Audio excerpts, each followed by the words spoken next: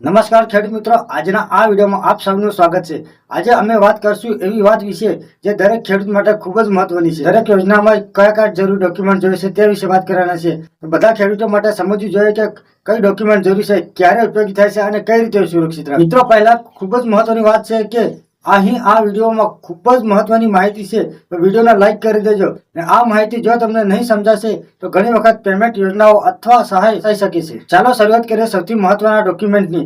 તો ચાલો ડોક્યુમેન્ટથી આધાર દરેક સરકારી યોજના માટે સૌથી મહત્વપૂર્ણ છે। પીએમ કિસાન, ડીબીટી, પાક વીમા, લોન અથવા સબસિડી માટે આધારના ડેટા સાચા હોવું ફરજિયાત છે।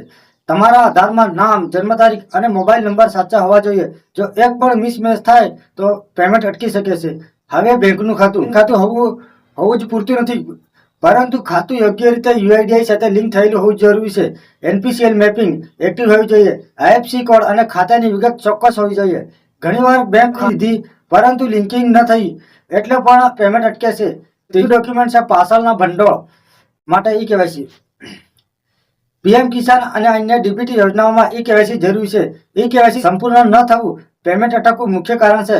આ સિસ્ટમ ફક્ત ડેટા ચેક કરશે, દલાલ તમને બધું કરી દેશે એવું કહે છે, પણ ખરેખર ફક્ત એ ફોર્મ ભરી શકે છે।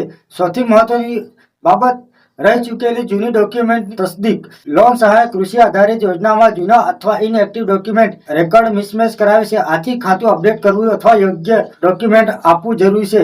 એક ખાસ વાત, ડોક્યુમેન્ટનો ઉપયોગ સુરક્ષિત રીતે કેવી રીતે કરવો। ઓટીપી ક્યારે બીજા કોઈને આપશો નહીં। ફોટોકોપી આપતા પહેલા ખાતરી કરો। ઈ કેવાયસી, ડીબીટી, પીએમ કિસાન માટે દરેક ડોક્યુમેન્ટ આપમેળે સિસ્ટમ ચેક કરે છે, બીજો કોઈ રસ્તો નથી। તો ખેડૂત મિત્રો, દલાલને ઓળખવાની સરળ રીત।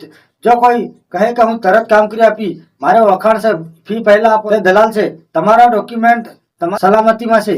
હવે હું તમને સ્ટેપ બાય સ્ટેપ કહીશ કે દરેક ડોક્યુમેન્ટ કેવી રીતે તૈયાર રાખવું, કઈ જગ્યાએ સબમિટ કરવું, કઈ રીતે ચકાસવું। તો આધાર માટે તો આધારમાં સાચું નામ, જન્મ તારીખ, mobile number, biometric, UIDAI centre પરથી વેરીફાઈ કરાવો। બેંક ખાતાની વાત કરીએ તો બેંક ખાતામાં ખાતું એક્ટિવ છે કે નહીં, IFC code, NPCI mapping active છે કે નહીં, બેંકમાંથી પાસબુક ચેક કરાવો। ઈ કેવાયસી પીએમ કિસાન એપ અથવા સંબંધિત યોજનાની વેબસાઇટ પરથી કમ્પ્લીટ કરો। જૂના કાગળો વિશે વાત કરીએ તો જૂના કાગળો અથવા આઈડી પ્રૂફ કરીને જેમ કે ration card, voter ID, passport size photograph need base update રાખો। સુરક્ષા કઈ રીતે રાખી શકીએ, તો સુરક્ષા માટે OTP, password, photocopy, original copy, personal verification બીજાને આપશો નહીં।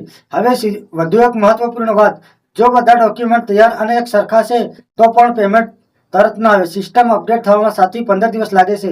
કોઈ દલાલ તરફ ન જુઓ, વેઇટ પેશન્ટલી। ખેડૂત મિત્રો, હવે એક મોટી ભૂલ લોકો કરે છે કે વારંવાર બેંક બદલવું, જૂના ડોક્યુમેન્ટ ફરીથી આપવું, ફોર્મ મલ્ટિપલ ટાઈમ સબમિટ કરવું। આથી સિસ્ટમ મિસમેચ વધી જાય છે। એકવાર બધું સાચું કરી દો અને શાંતિથી રાહ